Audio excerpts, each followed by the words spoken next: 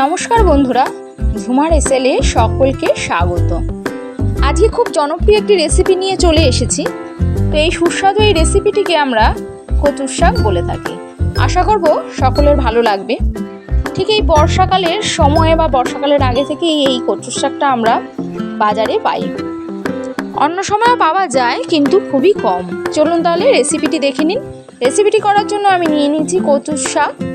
বাজারে দু রকমের কচুর শাক বিক্রি হয়, একটা একটু কালচে আর একটা সবজি মতন। কেনার সময় কিন্তু কালচে রকমের কচুর শাকটাই কিনবেন। যারা এই কচুর শাকটা ভালোবাসেন না তারা হয়তো অনেকেই ভাবেন কচুর শাক খেলে গলা ধরে, তো সেরকম অনুভব আজ পর্যন্ত আমার এখনো পর্যন্ত কোনোদিনও হয়নি। তো কচুর শাকটাকে আমি ছাড়িয়ে নিই। কচুর শাকের এই গায়ের আঁশগুলো দেখলেন, একটা একটা করে ছাড়িয়ে নিতে হবে।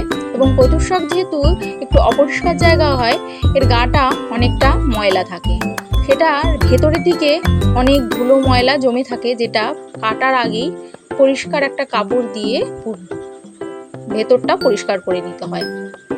তারপর গায়ের যেই আঁশগুলো আছে সেগুলোকে এক এক করে ছাড়িয়ে নিতে হবে। এই রেসিপিটা অনেক রকমভাবেই রান্না করা হয়। তো আজ আমি নিরামিষ কচুর শাক রান্না করব, ছোলা দিয়ে কচুর শাকের রেসিপি। এটা এখন এত একটা জনপ্রিয় রেসিপি। আগে বলতো শুধু বাঙালরাই এই রেসিপিটা খায়, কিন্তু না, আজকে এই রেসিপিটা প্রায় প্রত্যেক মানুষই রেসিপিটা পছন্দ করে। তবে এই যে কচুর শাক ছাড়ানো এত সমস্যা, সেই জন্য অনেকেই রেসিপিটা এড়িয়ে চলেন। তবে সকলে নয়, যারা খাদ্যপ্রেমিক তারা যত কষ্টই হোক এই রান্নাটাকে তারা মিস করেন না। গল্প করতে করতে কচুর শাকটা কীভাবে কাটতে হয় সেটাও আপনাদের সঙ্গে শেয়ার করলাম। কচুর শাকটা কাটা হয়ে গেলে ধোয়ার সময় জলে হাত না লাগিয়েই শাকটা ধোয়ার চেষ্টা করবেন, কোনো ঝুড়িতে নিয়ে, নাহলে হয়তো হাতটা কুটকুট করতে পারে। আমার সম্পূর্ণ কচুর শাকটা কাটা হয়ে গেছে। এবার এই হাঁড়িতেই আমি ভালোভাবে একটু ধুয়ে নেবো, পরিষ্কার করে নেবো, এবং এতেই আমি সেদ্ধ বসিয়ে দেবো। সামান্য নুন এতে মিশিয়ে দিলাম, আর জল এতে দেওয়া আছে। প্রেশার কুকারে ধরবে না বলে আমি হাঁড়িতেই করছি, আপনারা পারলে প্রেশার কুকারেই করে নেবেন। শাকটা সেদ্ধ করে আমি জল ঝরতে দিয়ে দিয়েছি। এই জলটা ভালোভাবে ঝরিয়ে নিতে হবে। কড়া বসিয়ে দিয়েছি, তাতে পরিমাণ মতন সর্ষের তেল নিয়ে নিলাম। রেসিপিটাতে একটু বেশি পরিমাণে তেল লাগে। ফোড়নে দিয়ে দিলাম আমি তেজপাতা, শুকনো লঙ্কা, কাঁচা লঙ্কা আর গোটা সাদা জিরে। ফোড়নের উপকরণগুলো একটু ভাজা হয়ে গেলে তার মধ্যে আমি দিয়ে দিলাম খানিকটা নারকেল কুড়ো। এদিকে নিয়ে নিয়েছি 1 চামচ মতন সাদা জিরে, 1 ইঞ্চি আদা, কয়েকটা কাঁচা লঙ্কা, সবকটা একসঙ্গে আমি বেটে নেবো বা পেস্ট করে নিয়েছি আমি। নিয়ে তেলটার মধ্যে দিয়ে দিলাম। এবার এই মশলাটাকে ভালোভাবে একটু কষিয়ে নিতে হবে। আদা ও জিরের কাঁচা গন্ধটা চলে যাওয়ার পর তার মধ্যে দিয়ে দিলাম পরিমাণ মতন হলুদ, পরিমাণ মতন নুন। এরপর এর মধ্যে দিয়ে দেবো কচুর শাকগুলো। কচুর শাকের জলটা ভালোভাবে ঝরিয়ে নেবেন। তো বন্ধুরা, আজকের আমার এই রেসিপিটি কেমন লাগছে তা অবশ্যই কমেন্ট করে জানাবেন। যদি ভালো লেগে থাকে তাহলে একটা লাইক ও শেয়ার করে দেবেন। আর আমার চ্যানেলের বন্ধু হয়ে থাকার জন্য চ্যানেলটি সাবস্ক্রাইব করে রাখার অনুরোধ রইল। পাশে থাকা বেল আইকনটি অবশ্যই প্রেস করে দেবেন, তাহলে আমার পরবর্তী ভিডিওর আপডেট আপনার নোটিফিকেশনের মাধ্যমে পেয়ে যাবেন।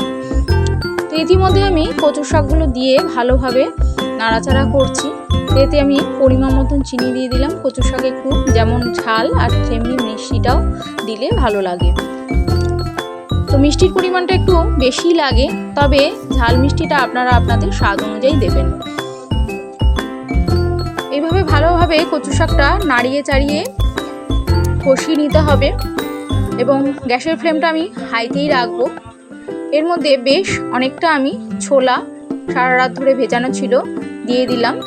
যেহেতু এটি নিরামিষ কচুর শাক, তাই ছোলা না দিলে ভালো লাগবে না। এর সঙ্গে আমাকে কচু শাকটা ভালোভাবে কষিয়ে নিতে হবে, এবং এই কচু শাকের যে জলটা আছে এই জলটাকে যেন সম্পূর্ণভাবে শুকিয়ে নিতে হবে। কচু শাকের এই জলটা থাকলেই গলাটা ফুটফুট করবে আর একটা পানসা ভাবও লাগবে। দেখুন কচু শাকটা কতটা শুকিয়ে গেছে। এই রকমই পুরো জলটা কচু শাক থেকে শুকিয়ে নিতে হবে। এইভাবেই করে ফেলুন নিরামিষ কচুর শাক রেসিপি। তো তো আজকের এই রেসিপিটি সকলের কেমন লাগলো তো অবশ্যই কমেন্ট করে জানাবেন।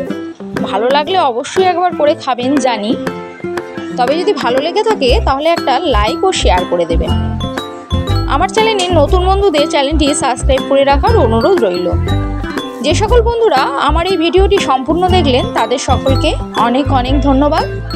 আজকে এই পর্যন্ত বন্ধুরা, পরের দিন দেখা হচ্ছে অন্য কোনো একটি রেসিপির সাথে। যাওয়ার আগে সকল বন্ধুদের বলবো নমস্কার বন্ধু, সুস্থ থাকুন, ভালো থাকুন।